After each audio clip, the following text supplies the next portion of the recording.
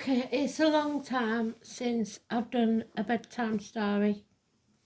And I wanted to do one to say thank you because I've been a bit hit and miss lately and I haven't been able to get to my comments and stuff. There's a lot going on with the move and everything.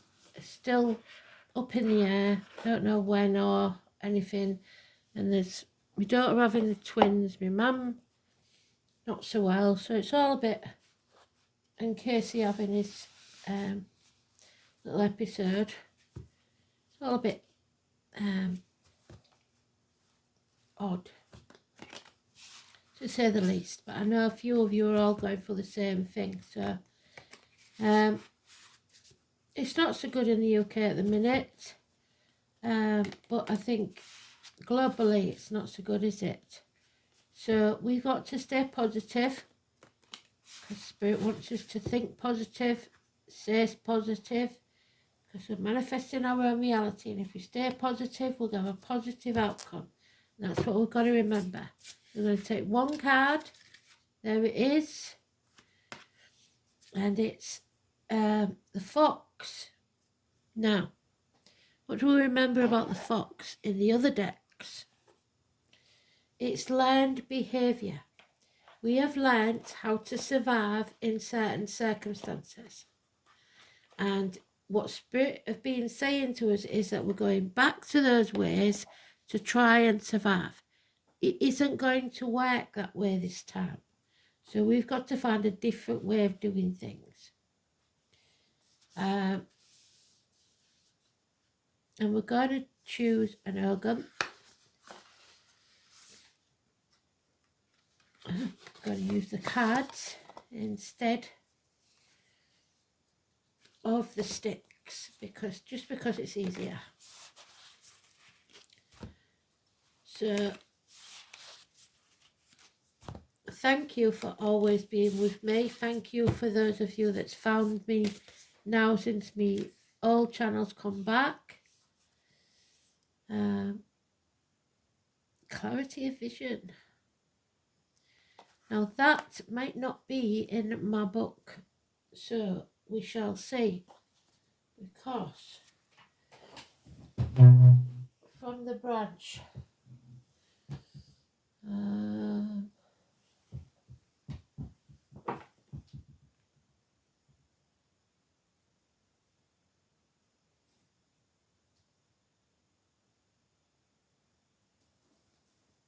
you know what, it's not here. Where have I put that bugger? Just let me put you on pause for a minute. Here we go, we found it. So let's just see if it's an actual card, because if not, we'll find another one as well. The ivy, the birch. No. This is one we haven't got in our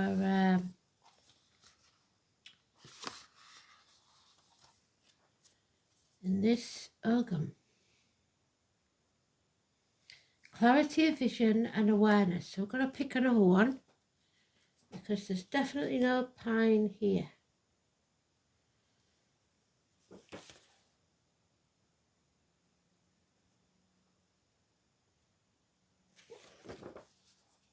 So we'll pick another one. So clear mind. Keep your mind clear. Protect your visions.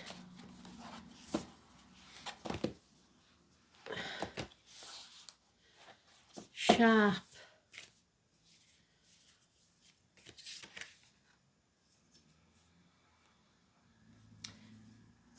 That's two that are not in the book because there's different types of the spindle. The oi, clear your mind is what they're saying. So we'll go again then. This is the weirdest one I've ever done. It's like a double witch hazel. Cleansing and purification. Right, we're going to stop that then, because none of those are what we've got, except that on the bottom we've got the ivy, the letter G. So, weird, this one. G-A-E-O-I-L-O.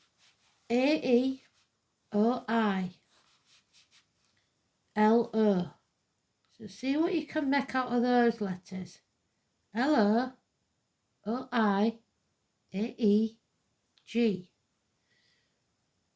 I'd like to see the anagrams. Put them in the comments, that'd be really good. So what we know is clarity of vision and awareness, family relationships, community and connections, cleansing and purification, and dissemination, change with patience. So, the ivy then.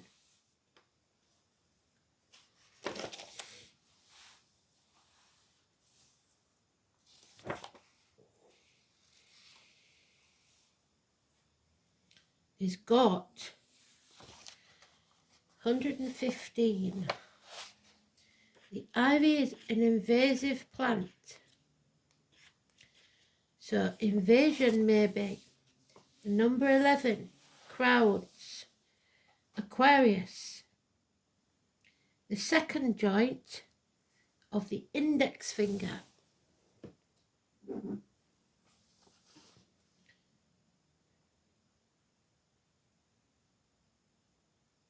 Which is Aquarius.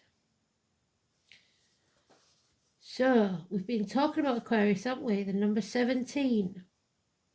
The colour blue. The stone yellow serpentine. The bird is the mute swan. So again, it's Aquarius. The goddess Bendis. Morianu.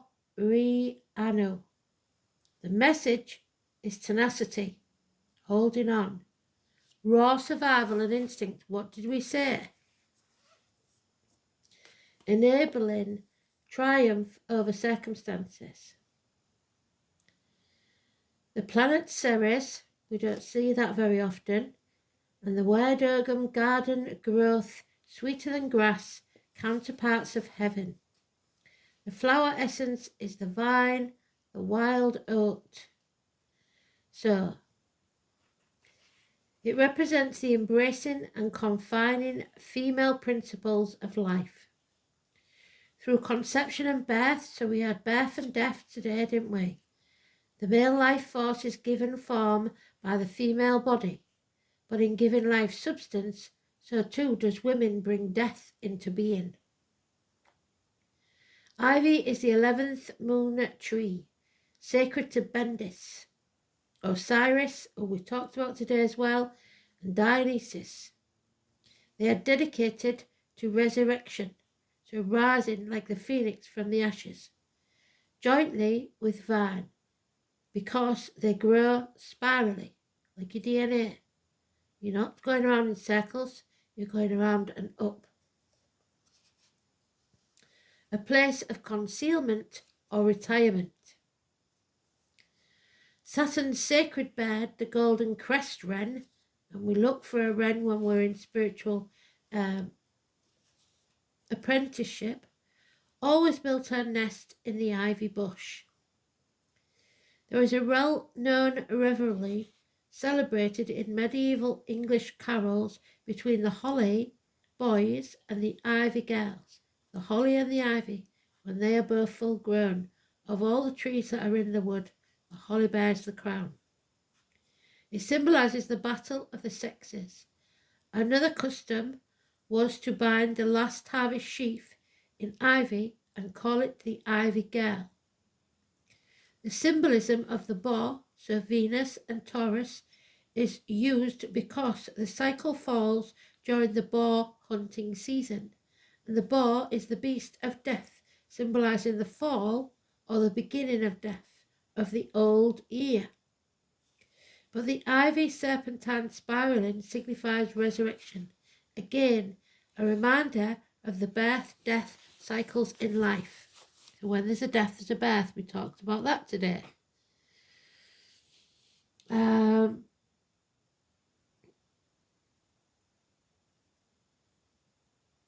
The dark green shiny leaves of ivy are the 5-pointed star, which we find in the apple, which is protection, made specially sacred to the great goddess, connecting with the mysterious group of 5 British goddesses, the De Matronae.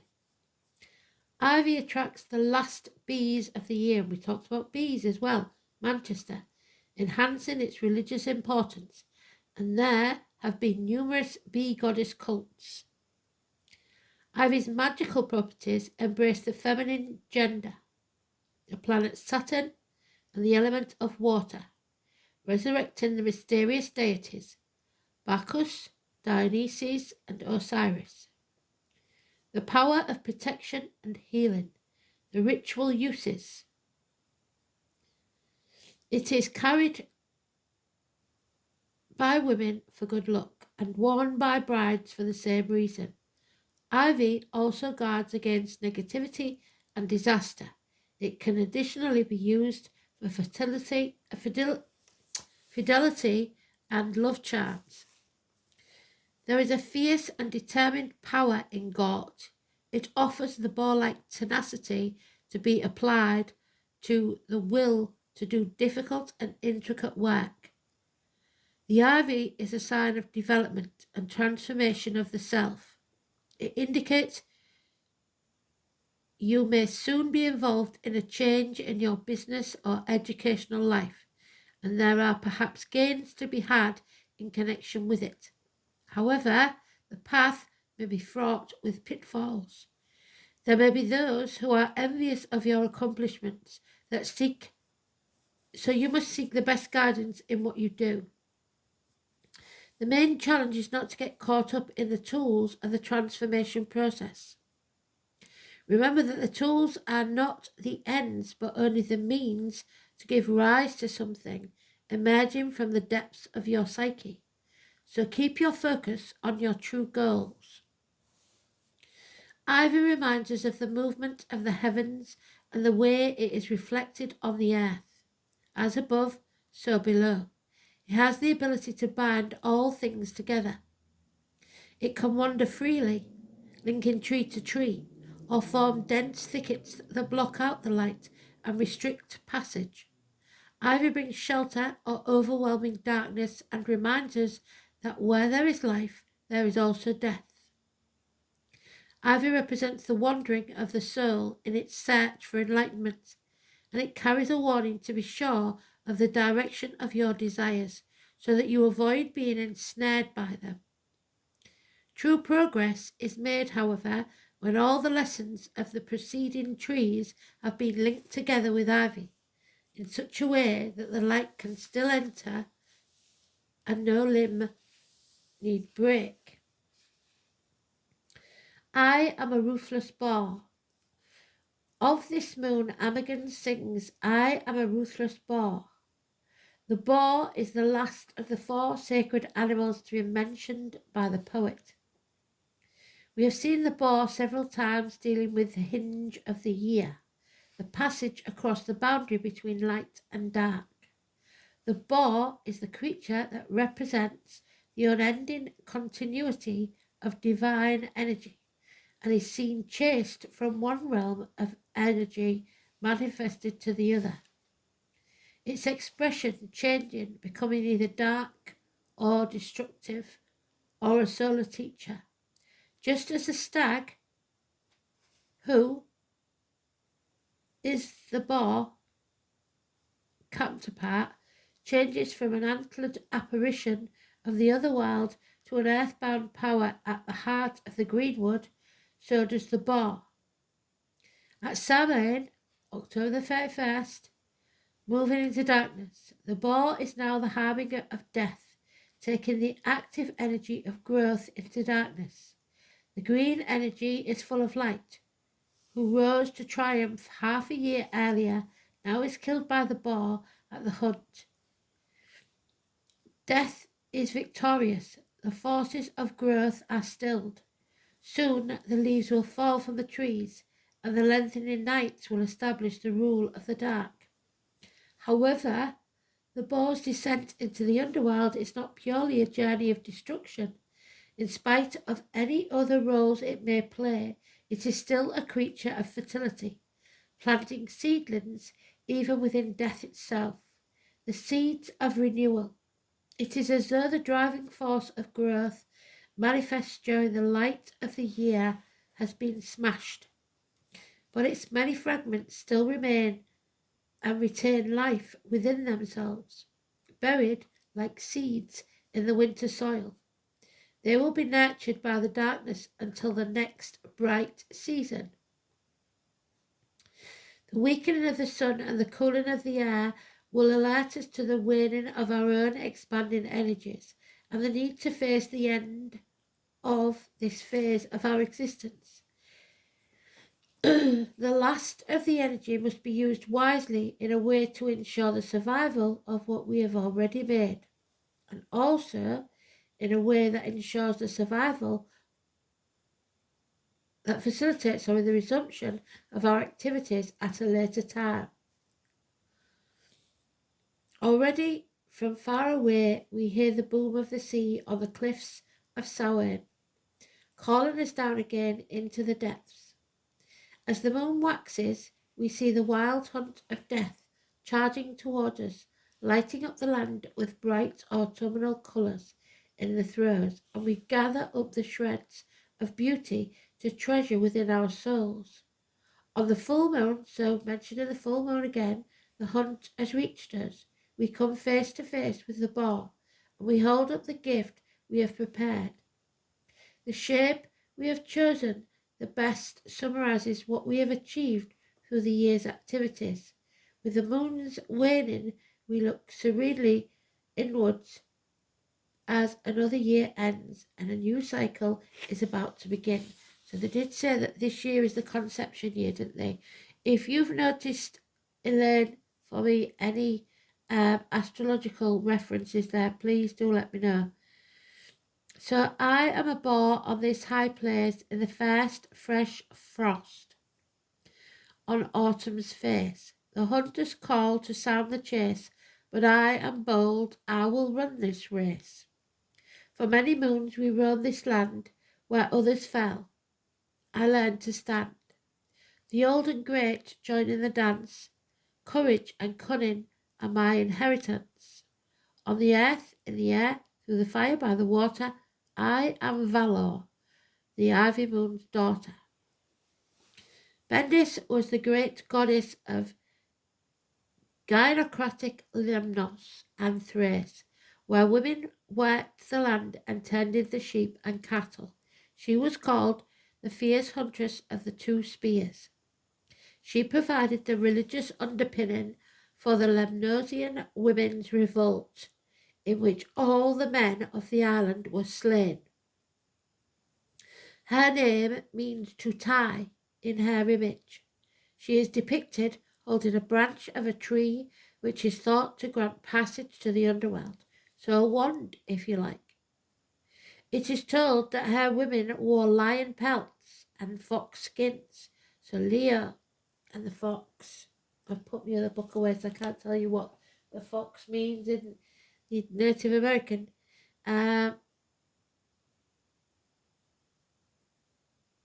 She's depicted holding. Those who worship her did so in her sacred groves. To the Greeks, Bendis was the same Thracian Artemis, so Diana, worshipped by Amazons, as Tauropolis, and she was closely aligned with Sibyl and Hecate. As Hecate, she was the moon and night, earth and nature. She had great powers over heaven and earth. She is also identified with the Braurorean Artemis and Rhea. Her worship was introduced into Attica by the Thracians and was so favoured that she was celebrated in a ceremony in Athens. which included grand processions and races called Bendidia. The Morrigan's harvest. When the Morrigan moves through the fields, only she, the white, is seen at the sky. Single dark fogs fly across the heaven and clothe the great queen like a splendid robe. When the Morrigan moves through the field, she is bare. Only her black hair covers her, followed by a flock of crows. She strides through the wild. The crows shriek, hurry on ahead of her, heralding of her harvest. When the Morrigan moves through the fields, she is destroyer and mistress of the world. One glance into her mirrored eyes leads you across without pain. Every burning sorrow she takes away in her cool black boat. So the Six of Swords is what we got this morning, isn't it? Roybin, Morrigan's shrine. This is the month of the mute swan, geese, whose colour of plumage, black legs and red bill, make it especially sacred to the white goddess. It prepares to follow her companion, the whistling swan, the bird of autumnal equinox, Ida Aspen, who is about to fly off with her young. The smoke of wheat fires, the haze on the hills, and the skies before coming rains are all blue. Mute swans have been cherished as symbols of purity and elegance for centuries. Native to Europe and Asia, they are transported to North America in the late 19th century by European emigrants. Some swans eventually escaped or were deliberately released into the wild. Public opinion about mute swan is mixed. They are very large birds. Their young, who have a dusky tinge and greyish bill, usually remain with their parents for 4 months. The mute swan is not mute. It hisses, grunts and barks. Unlike our native swans, it is has a black knob on the upper bill.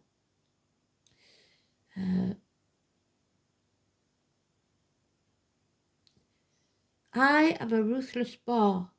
I am a fierce boar. I fled as a bristly boar seen in a ravine. I am a thicket which holds the roebuck. I have tasted joy.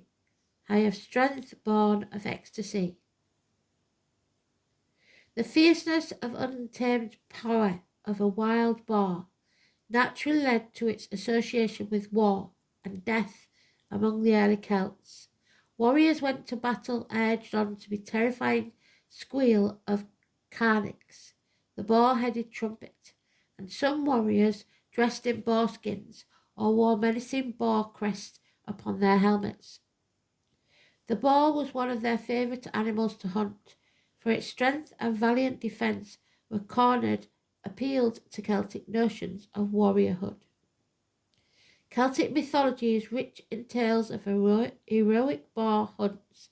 In legend, Fian hunted dark blue-black with hunted Formiel, a huge boar that was enough to cause a deadly fright, for he was dark blue-black with coarse bristly hair, nebulous, nasty, devoid of ears and tail and testicles, for this was a mark of infertility and death, and the boar Formiel's teeth protruded, lengthy and ghastly from its oversized head.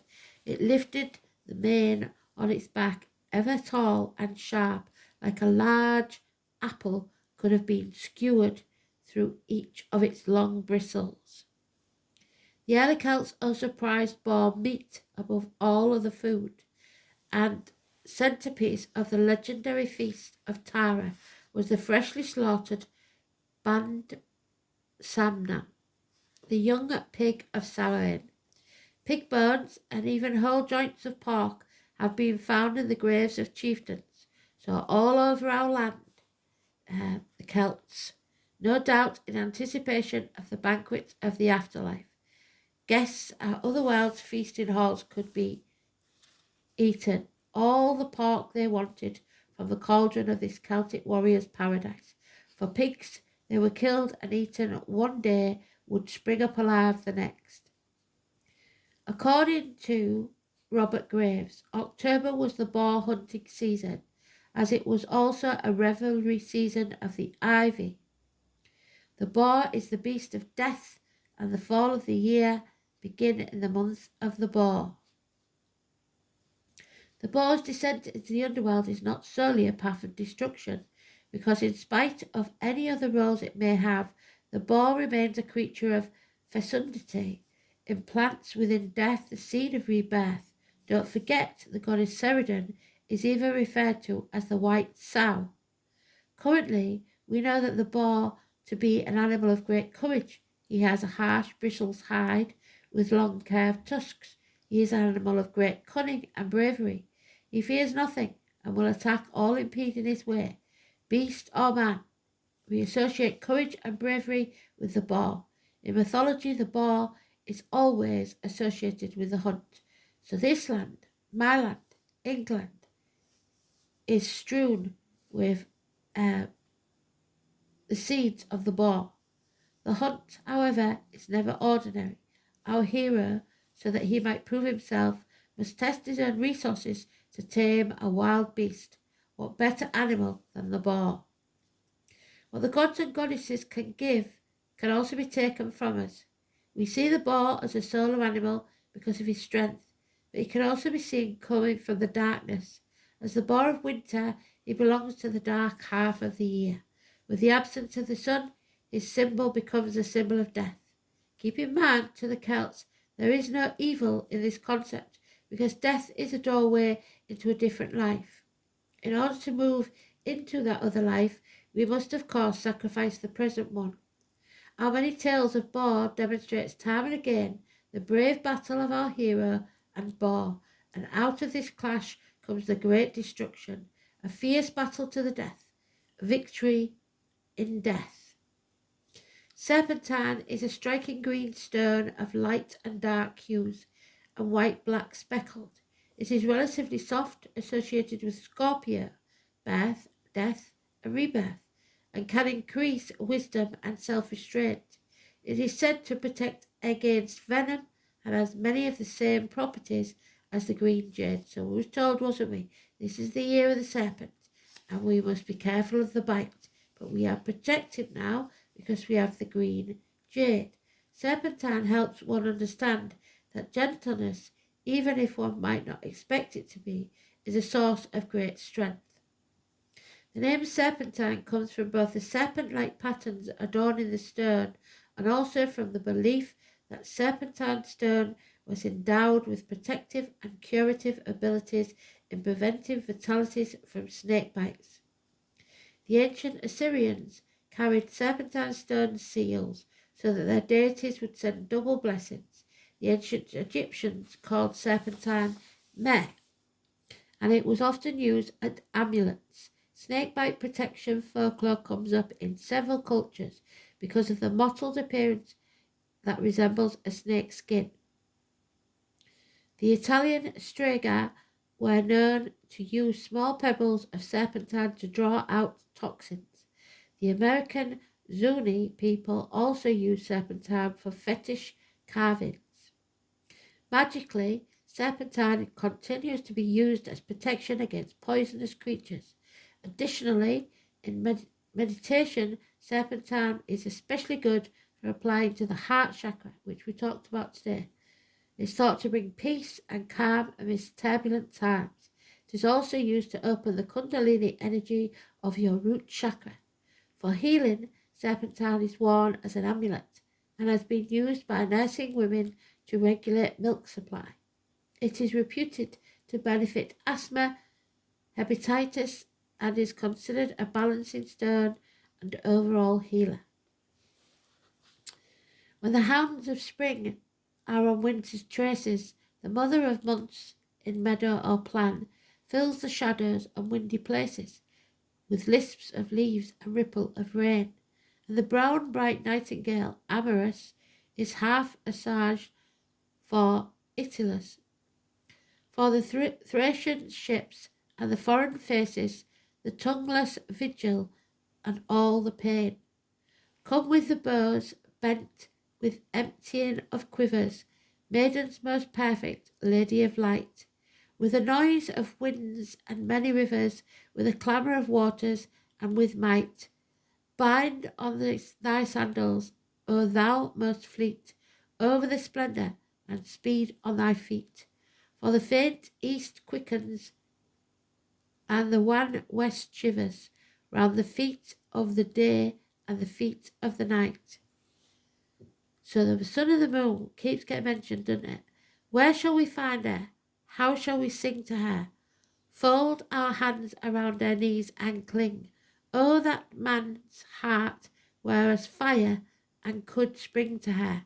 Fire, or the strength of the streams that spring. For the stars and the winds are unto her as raiment, as the songs of the harp player. For the risen stars and the fallen cling to her, and the southwest wind and the west wind sings. So the harp player, I can't remember which angel or Greek myth that is. For winter rains and ruins are over, and all the seasons of snow and sins. The days dividing lover and lover, the light that loses, the night that wins. And time remembered is grief forgotten, and frosts are slain and flowers begotten. And in green underwood and cover, blossom by blossom, the spring will begin. The full streams feed on flower of rushes, ripe grasses trammel a travelling foot. The faint, fresh flame of the youngest year flushes, so travel again, from leaf to flower and flower to fruit, and fruit to leaf as gold and fire. The oat is heard above the lyre, and the hoofed heels of satyr crushes the chestnut husks of the chestnut root. And Pan, the devil, by noon, and Bacchus by night, fleeter of foot than the fleet-footed kid, follows with dancing and fills with delight the Merad and the Bastarded. The kid would be the goat, so it's Capricorn again.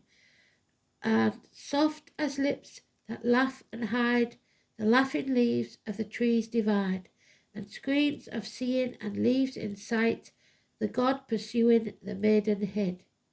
The ivy falls with the bacchanal's hair over her eyebrow, hiding her eyes. So again the eyes. The wild vine slipping down leaves bare, her bright breast shortening into sigh. The wild vine slips with the weight of its leaves, but the buried ivy catches and cleaves to the limbs that glitter, the feet that scare, and the wolf that follows the fawn that flies. So, again, Capricorn. Roses for the flush of youth, and laurels for the perfect prime, but pick an ivy branch for me, grown old before my time. So somebody thinks the life's over. That's not the case. The moon is honoured annually by the Ivy Girls. It is a member of the ginseng family.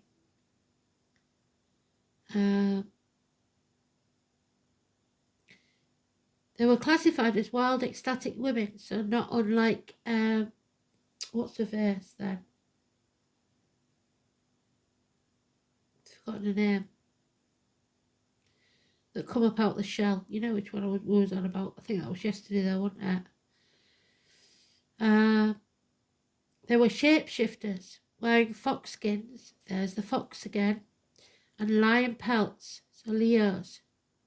They are intoxicated on their own ecstasy. They were sacred prostitutes in a time when sexuality was considered a gift from the goddess. So sacred to life, the art of love-making was taught by the sacred women of the temples of the goddess. So, Aphrodite, wasn't it, I think? According to the author Vicky, we had Vicky Noble, the Merad of the 6th century were famous for their orgiastic rituals. not only throughout Greece and Turkey, but also Thrace, Bulgaria, Italy, Etruscan, and the land of Scythians. The Thracians' vessels depict a double axe, below which is a series of goddess and objects that could be either daggers or sheaves, so knives again, of wheat, in a description that matches female images of vessels of ancient Sumer.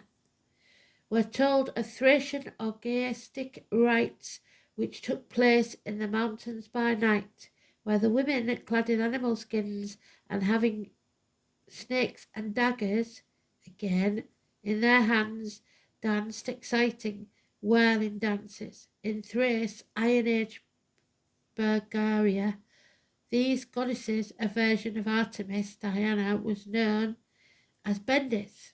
A mural in Crete shows a woman whirling as far back as the Bronze Age, predating Sufi dancing for more than 2 millennia.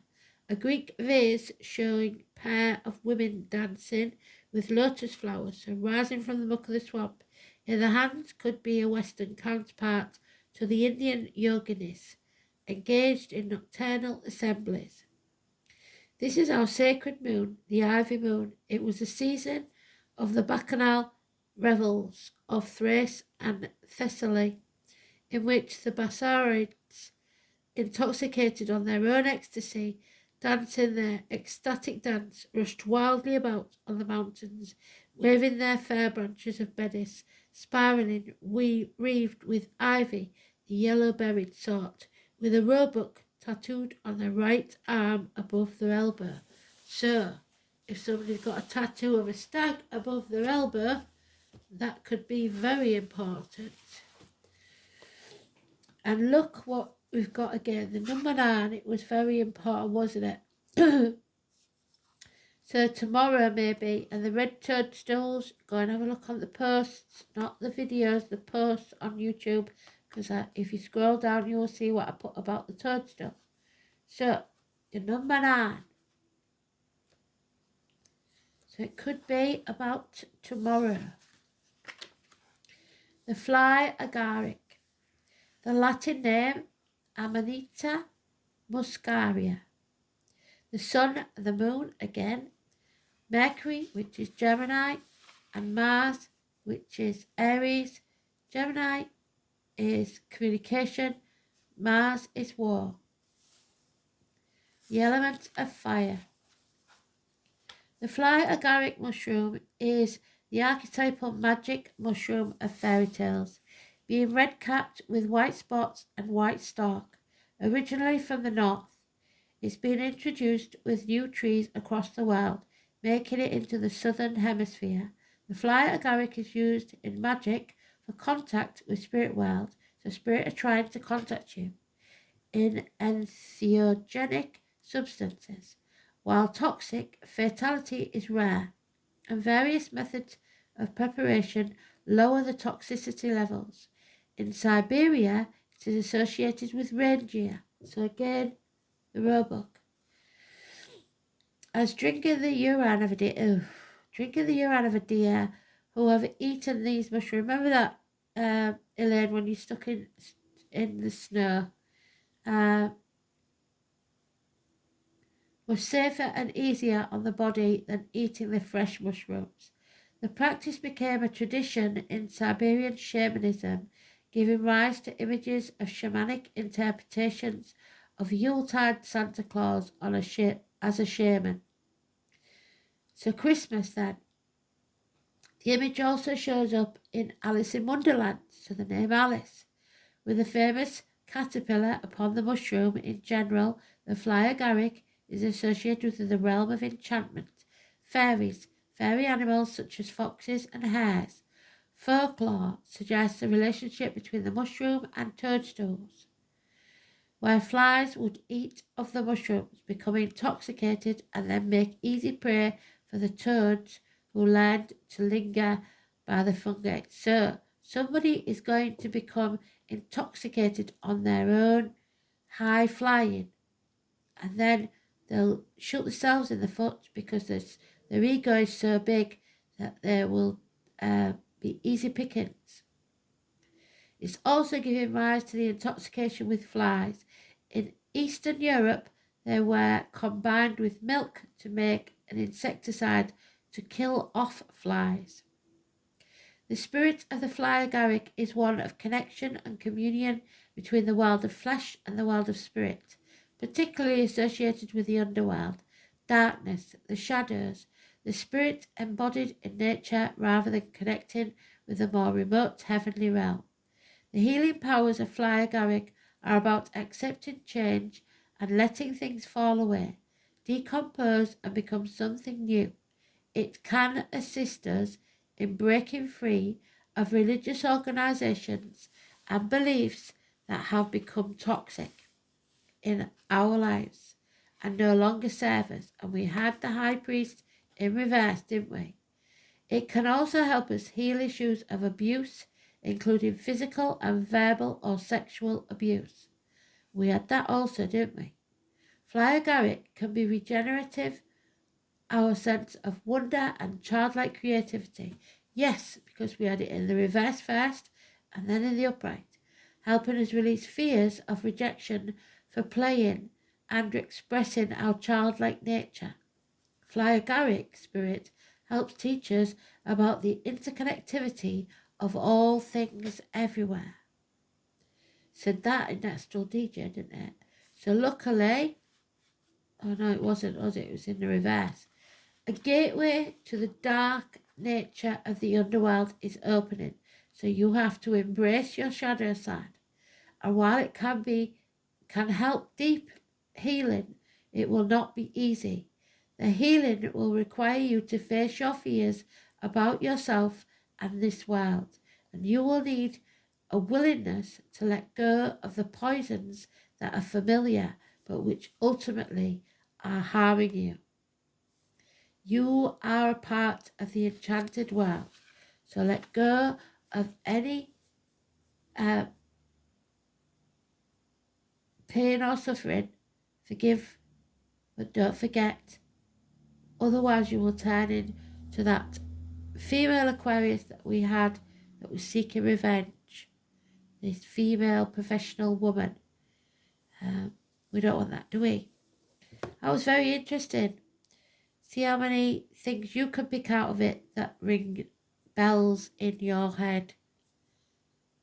Good night, God bless. Thanks for always being there. Bye-bye.